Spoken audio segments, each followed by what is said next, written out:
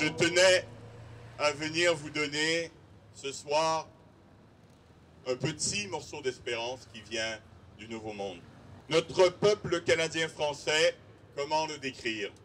Eh bien, laissez-moi emprunter les mots d'un évêque français du 19e siècle qui le décrivait ainsi: ô Canadiens français, peuple au cœur d'or et au clocher d'argent. Voilà en effet deux caractéristiques qui nous dépeignent fort bien, ou du moins qui nous dépeignaient fort bien. Car faut-il le dire, le diagnostic aujourd'hui est fort moins reluisant. C'est avec beaucoup d'émotion, comme je vous ai dit, et d'humilité aussi, que je m'adresse ce soir à vous, mes frères veilleurs, à mes cousins de vieille France. Je dis vieille, avec ce respect noble et tendre qui fait vibrer la voix d'un enfant plein de reconnaissance. Car ma nouvelle France doit tout à la France éternelle. Cette terre de Clovis et de Jeanne d'Arc, de Saint-Louis, de Sainte-Thérèse de Lisieux, la même où le ciel se sont tant de fois embrassés pour féconder la vie des hommes, France des cathédrales, France terre de culture, France racine féconde dont nous sommes un de tes fiers sarments, plantée par d'augustes mains royales qui connaissaient la valeur des semailles. Notre nation a été protégée de la Révolution, ô ironie de l'histoire, par une conquête britannique. Ces envahisseurs qui gravèrent sur le fronton de notre Parlement, je me souviens que né sous le lys, je crois sous la rose. Aussi, nous fûmes protégés plus longtemps que vous de la folie révolutionnaire qui éteint toute noblesse. Mais malheureusement, nos remparts n'étaient pas assez solides. Et au milieu du XXe siècle, cette révolution dite tranquille chez nous, c'est elle qui nous arracha ce que nous avions de plus sacré et de plus beau. Révolution qui, d'un point de vue moral et politique, nous fit perdre l'idéal des lys au profit du terne chatoiement de la rose.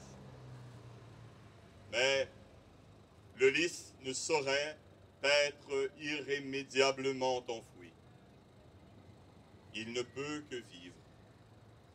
Telle est sa destinée. Mon épouse et moi avons fondé une école indépendante, hors contrat, comme on dit chez vous. Et l'effort contre-révolutionnaire, bien que fécond, très peu grand en nombre. Mais permettez-moi de vous citer Henri Bourassa, grand journaliste et intellectuel québécois du début du XXe siècle. Mais dira-t-on, vous n'êtes qu'une poignée. Vous êtes fatalement destinés à disparaître. Pourquoi vous obstiner dans la lutte? Nous ne sommes qu'une poignée, c'est vrai. Mais ce n'est pas à l'école du Christ que j'ai appris à compter le droit et les forces morales d'après le nombre et d'après les richesses. Nous ne sommes qu'une poignée, c'est vrai.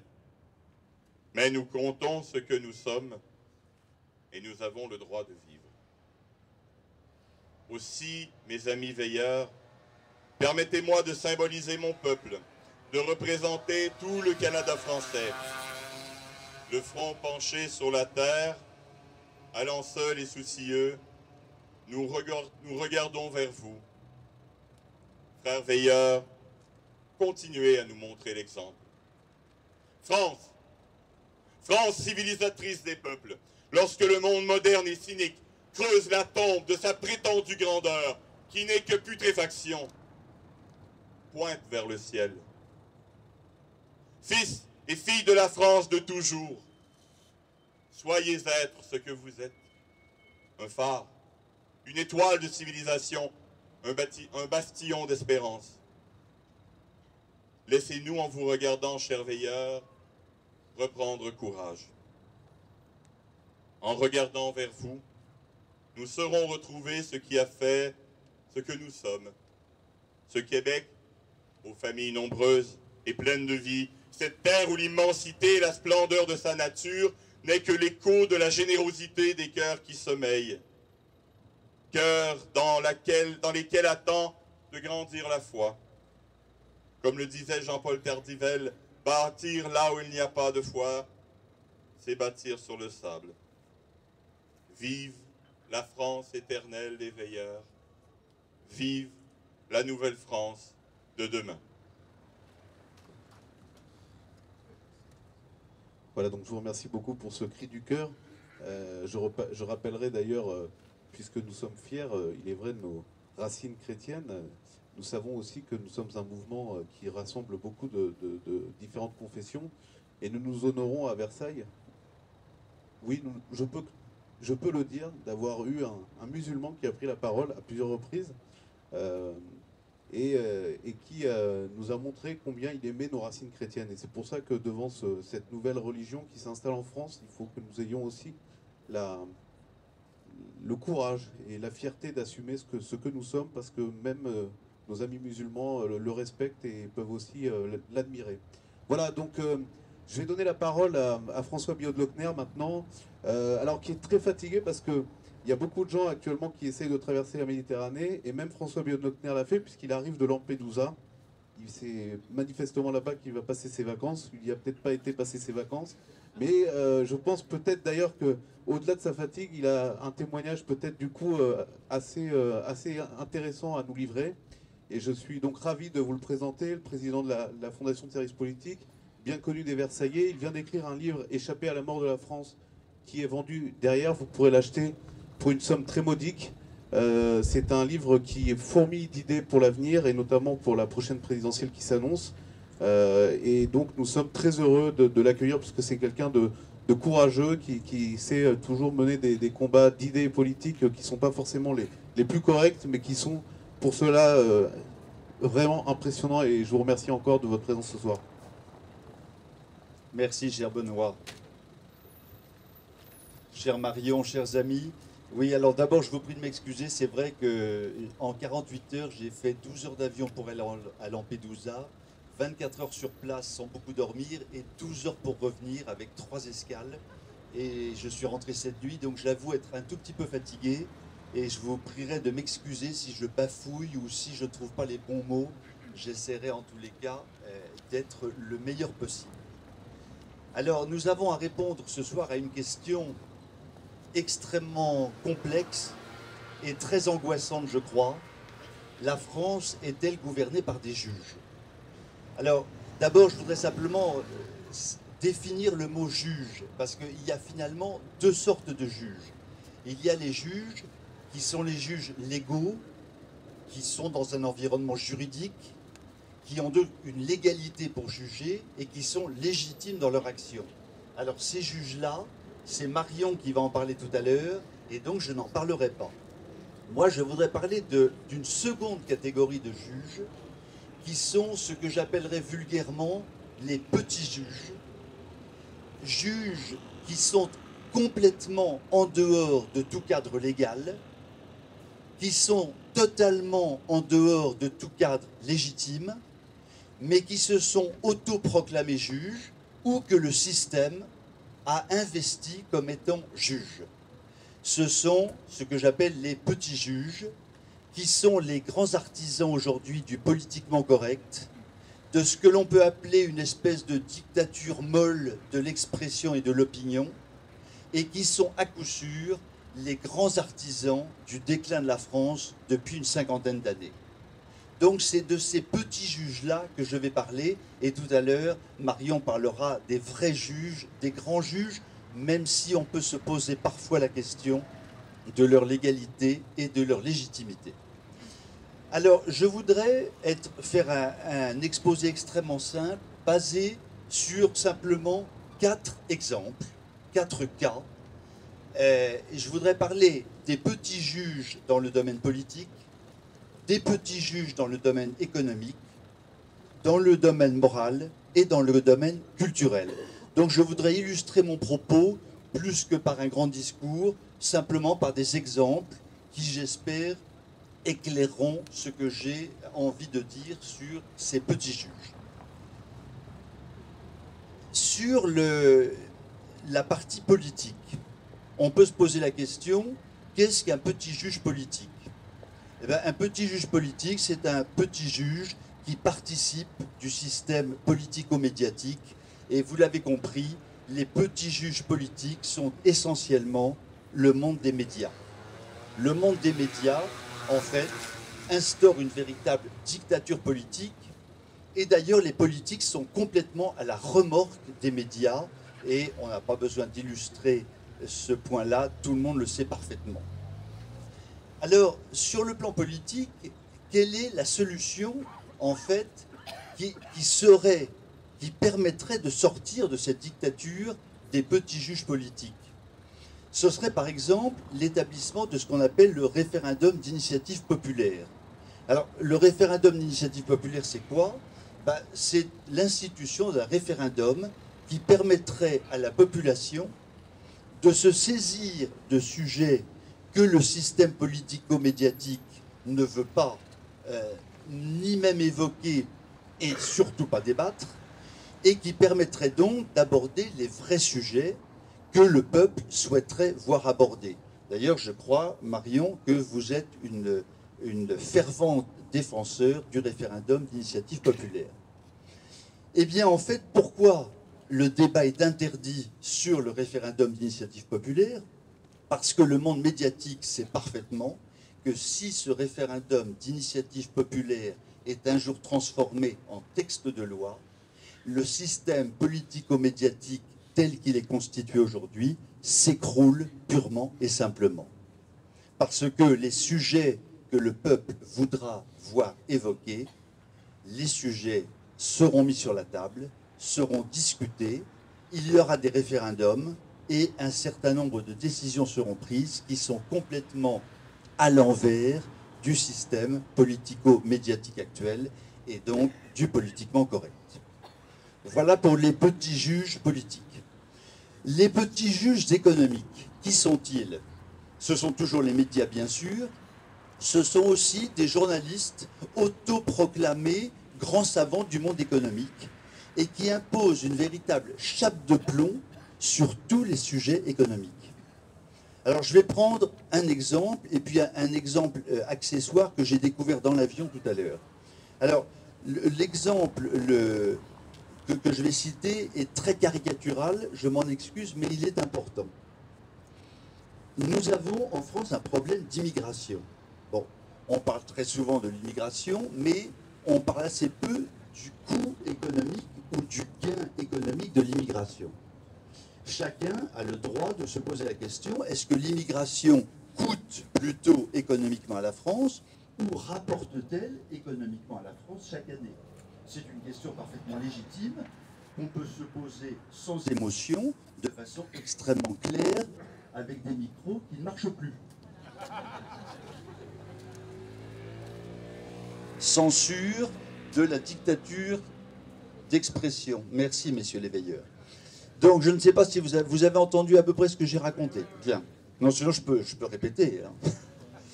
Alors, donc, sur le plan économique, l'immigration est-elle un coût ou est-elle au contraire un profit? En clair, l'immigration, sur le plan économique, est-elle une chance pour la France? Alors, il y a un professeur que peut-être certains d'entre vous connaissent, qui s'appelle le professeur Gourevitch, qui est un économiste extrêmement sérieux, qui a travaillé sur le sujet pendant 2 ou 3 ans. Et il a établi un rapport, qui s'est d'ailleurs transformé en livre, dans lequel il chiffre avec une précision métronomique ce que coûte et ce que rapporte l'immigration. Donc c'est un livre extrêmement bien fait, je dirais très puissant sur le plan intellectuel, et il en conclut, et c'est son droit le plus absolu, et c'est prouvé dans son livre, que l'immigration est un coût pour le pays, un coût économique de l'ordre de 10 à 15 milliards d'euros. Bien. Il a envoyé son livre à l'intégralité du monde médiatique. Il n'y a pas eu une ligne dans les médias ou dans les micros. Personne dans les médias n'a relayé son livre. Mais il fallait quand même éteindre l'incendie. Donc, on a mandaté 2 chercheurs de Toulouse, qui étaient, je crois, des maîtres de conférences absolument inconnus, qui ont travaillé sur un rapport sur le problème économique de l'immigration. Ce rapport a été fait en quelques semaines, alors que Gourevitch avait travaillé pendant des années. Rapport que j'ai lu, extrêmement faible, de quelques 20 ou 30 pages, très peu de chiffres. Et évidemment, l'immigration rapporte à la France 2 milliards d'euros. Les médias ont été saisis du rapport et tous les médias ont indiqué à l'époque que l'immigration rapportait 2 milliards d'euros. Le problème de ce soir, ce n'est pas de savoir si l'immigration coûte 10 ou 15 milliards d'euros économiquement à la France par an ou rapporte 2 milliards d'euros. Le problème est qu'il fallait un débat. Et normalement, dans un pays démocratique classique, il aurait fallu immédiatement un débat magnifique dans toutes les télévisions de France et de Navarre pour que les partis en présence discutent très calmement du sujet. Le débat n'aura jamais lieu parce que la dictature des petits juges fait que le débat n'aura jamais lieu. C'est tout. Nous sommes dans une dictature sur tous ces plans-là. Et alors, je rajoute un exemple que j'ai découvert dans l'avion cette nuit. Je ne sais pas si vous connaissez le prix Nobel d'économie de l'année 2010. Je crois que pas grand monde ne le connaît. En tous les cas, si vous ne le connaissez pas, je peux vous indiquer que vous n'aurez plus aucune chance de le connaître. Et pourquoi? Parce qu'il y a quelques jours, ce prix Nobel d'économie, donc cette année-là, théoriquement, le meilleur économiste mondial, a priori. Bon, c'est un peu rapide ce que je dis, mais c'est à peu près ça. Eh bien, ce malheureux prix Nobel d'économie vient de faire un rapport en disant que sur l'euro, pour lequel il était très favorable, il reconnaissait s'être trompé. Alors là, crime de lèse-majesté, un prix Nobel d'économie contre l'euro, il est mort. Vous n'entendrez plus jamais parler de ce prix Nobel d'économie de 2010. Donc je ne vous donne pas son nom, puisque vous l'oublierez, on ne parlera plus jamais de lui. Voilà pour la partie économique. Parlons maintenant de la dictature des petits juges sur le plan moral. Alors, sur le plan moral, la dictature des petits juges, elle est à la fois, bien sûr, dans le monde médiatique, mais aussi dans l'éducation nationale. Et je voudrais donner un seul exemple, c'est celui de la pornographie, dont on parle assez peu. Je vous rappelle, mais vous le savez sûrement, que le Code pénal prévoit des peines extrêmement lourdes de prison et des amendes extrêmement importantes pour tous ceux qui conçoivent, diffusent, promeuvent des matériaux pornographiques. Ça, c'est le Code pénal. Le seul problème, c'est que le Code pénal concerne les juges. Mais les petits juges, eux, se moquent complètement du Code pénal. Et eux ont décidé que la pornographie était la 8e merveille du monde. Il suffit donc d'écouter Skyrock, Fun Radio, aller sur un certain nombre de chaînes de télévision pour savoir et pour voir que la pornographie est diffusée sans aucune contrainte. On a même un ancien président de la République, ami intime du président d'une des radios que je citais tout à l'heure. Ce qui est quand même un petit peu étonnant, puisque le président de cette radio, théoriquement, devrait être en prison. C'est ainsi. Le bien et le mal, par les petits juges sur le plan moral, est décrété, ne se discute pas, c'est ainsi, et le Code pénal n'a strictement aucun sens et aucun intérêt dans des sujets comme ceux-là. Voilà pour la dictature des petits juges sur le plan moral.